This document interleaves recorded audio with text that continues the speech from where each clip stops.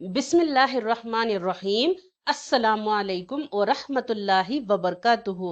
میرا نام شازمہ زینب شیخ ہے۔ میرے پیارے معزز سامعین و حضرات، کیا آپ نے اس بات کو کبھی غور کیا ہے کہ رات 3 بجے سے لے کر صبح 5 بجے کا درمیان کا وقت اسلام میں اتنی خاص اہمیت کیوں رکھتا ہے؟ یہ وقت کیوں مقدس سمجھا جاتا ہے؟ اور اس وقت کو جا کر گزارنے سے ہمیں کیا مل سکتا ہے؟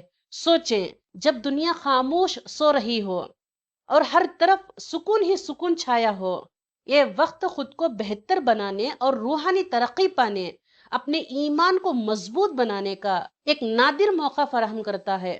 آنے والے لمحوں میں ہم 7 ایسے اعمال کے بارے میں بات کریں گے، نہ جو صرف روحانی علاج سے فائدہ مند ہے بلکہ ہمیں اندرونی طور پر بھی مضبوط بناتے ہیں۔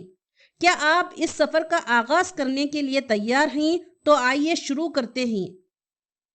نمبر 1، تہجد کی نماز۔ رات کے پرسکون اور خاموش لمحات میں جب دنیا سو رہی ہو تو تہجد کی نماز پڑھنے کا ایک سنہری موقع ہوتا ہے۔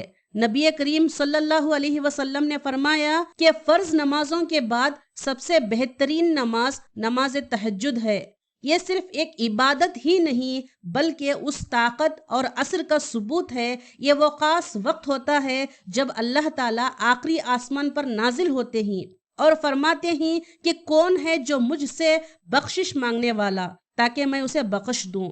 یہ حدیث ہمیں یاد دلاتی ہے کہ اللہ ہمیں اس وقت خاص قربت اور توجہ دیتا ہے۔ یہ وہ خاص لمحہ ہے جب ہم اپنی دعائیں اور التجائیں اللہ تک براہ راست پہنچا سکتے ہیں، جیسے کہ ہماری دعائیں بغیر رکاوٹوں کے اللہ کے حضور پیش ہو رہی ہوں۔ تہجد کی نماز فجر کے اذان سے پہلے ادا کی جاتی ہے اور اس کا وقت رات کے آخری حصے میں ہوتا ہے، جب دنیا کے شور سے دور ہم اپنے رب سے قریب ہو سکتے ہیں۔ یہ نماز ہمیں نہ صرف روحانی سکون دیتی ہے بلکہ ہمیں زندگی کی مشکلات میں بھی حوصلہ فراہم کرتی ہے۔ یہ ہمارے ایمان اور عزم کا مظاہرہ ہے، کیونکہ اس کے لیے ہمیں آرام کو چھوڑنا پڑتا ہے۔ یہ قربانی اور مضبوطی کا عمل ہمیں اندر سے بہتر بناتا ہے اور ہمیں اللہ سے قریب کر دیتا ہے۔ تہجد کی نماز صرف ایک عبادت ہی نہیں بلکہ یہ اللہ سے قربت کا ایک ذریعہ ہے، سکون اور تسلی کا لمحہ اور زندگی میں روشنی اور ہدایت کی علامات ہے۔ نمبر 2، غور و فکر اور دعا۔ یہ رات کے وہ خاص لمحات ہیں جب دنیا خاموشی میں ڈوبی ہوتی ہے اور آپ کا دل سکون اور یکسوئی کے ساتھ اللہ کی طرف متوجہ ہوتا ہے۔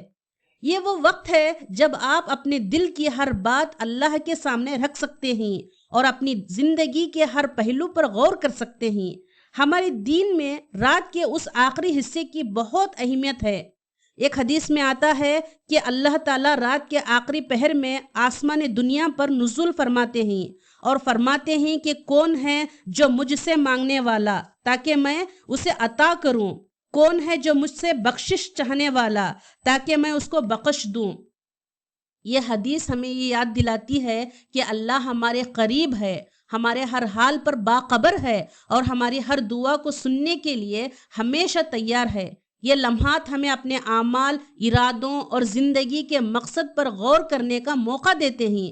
اس وقت کی خاموشی میں جب آپ اپنے دل کو اللہ کے سامنے کھولتے ہیں تو یہ ایک خالص مکالمہ بن جاتا ہے، ایک ایسا وقت جب آپ اپنے سب سے گہری خواہشات، خوف اور امیدیں اللہ کے سپرد کر سکتے ہیں۔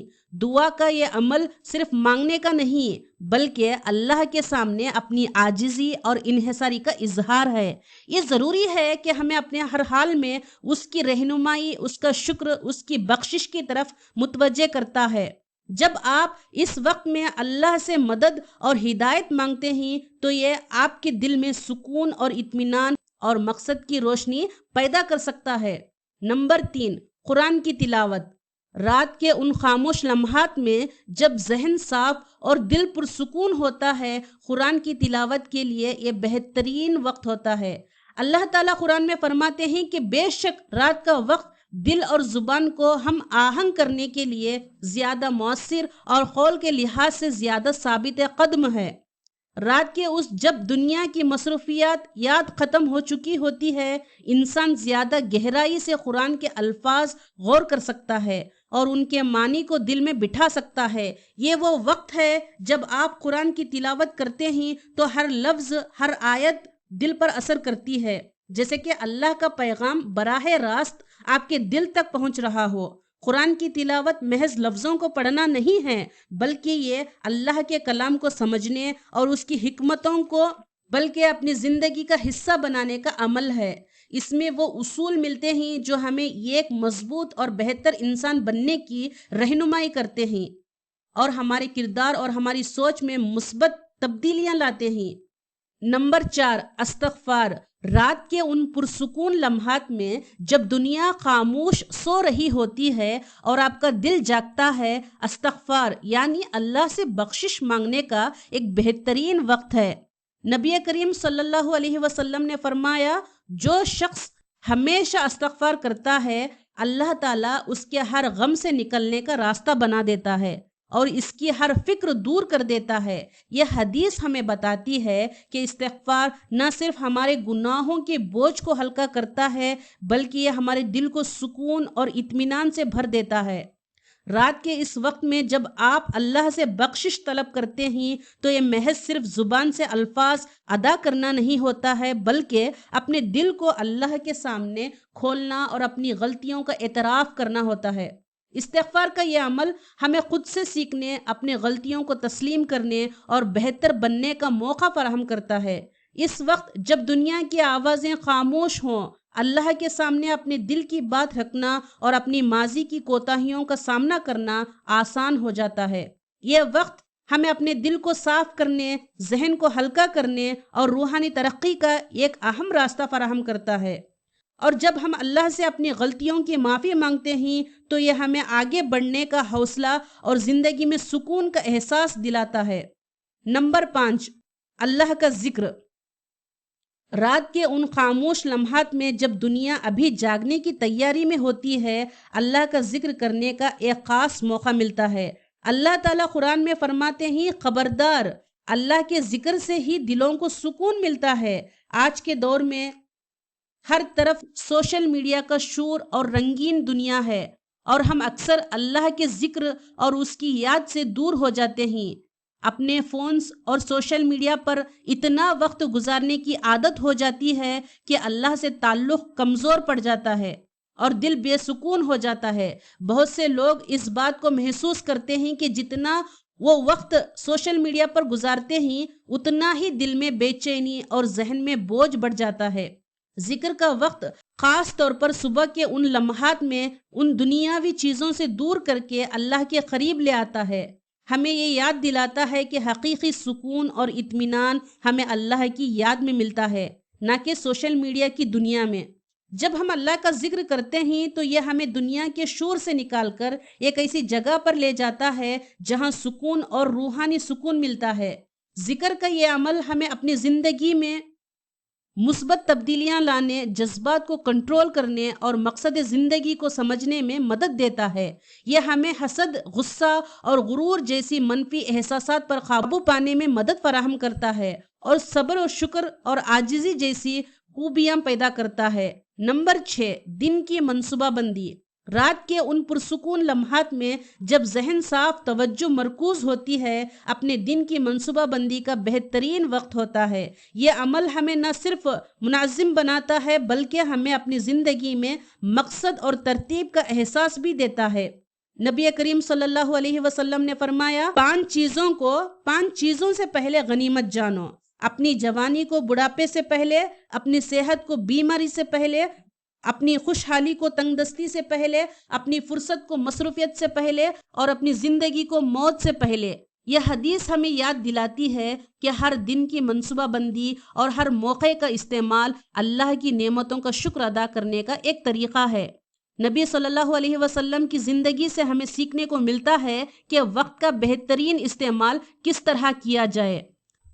آپ نے اپنے فرائض اور عبادات، ذاتی زندگی کو متوازن رکھنے کے لیے وقت کا مؤثر استعمال کیا جاتا ہے۔ ان لمحات میں اپنے دن کے اہداف مقرر کریں، اپنی ترجیحات کو سمجھیں اور ان چیزوں پر توجہ دیں جو واقعی آپ کی زندگی میں مثبت اثر ڈالیں گے۔ دن کی منصوبہ بندی محض ایک فہرست بنانا نہیں ہے، بلکہ اپنے وقت کا صحیح استعمال اور اپنے کاموں میں توازن پیدا کرنا ہے۔ یہ آپ کو زیادہ منظم، پرسکون اور کامیاب بناتا ہے اور آپ کے اندر سکون، خود اعتمادی کا احساس پیدا کرتا ہے۔ یہ عمل ہمیں اپنی زندگی میں ترتیب، وقت کی قدر اور حقیقی کامیابی کی طرف بڑھنے کا راستہ دکھاتا ہے۔ نمبر 7، خود کا محاسبہ۔ رات کے ان خاموش لمحات میں جب دل سکون ہوتا ہے اور ذہن صاف، اپنے اعمال کا محاسبہ کرنا ایک مؤثر عمل ہے۔ اسلام میں محاسبہ کو بہت اہمیت دی گئی ہے، کیونکہ یہ ہمیں اپنی غلطیوں کو سمجھنے اور بہتر بننے اور اللہ کے قریب آنے کا موقع فراہم کرتا ہے۔ محاسبہ کا مطلب یہ ہے کہ ہم اپنے روزمرہ اعمال پر غور کریں، دیکھیں کہ ہم نے کہاں غلطی کی اور کہاں ہم نے اللہ کی رضا کے مطابق کام کیا۔ یہ وقت ہمیں اپنے دن کو دوبارہ ترتیب دینے اور اللہ سے مدد مانگنے کا موقع دیتا ہے تاکہ ہم اپنی زندگی کو بہتری لا سکیں۔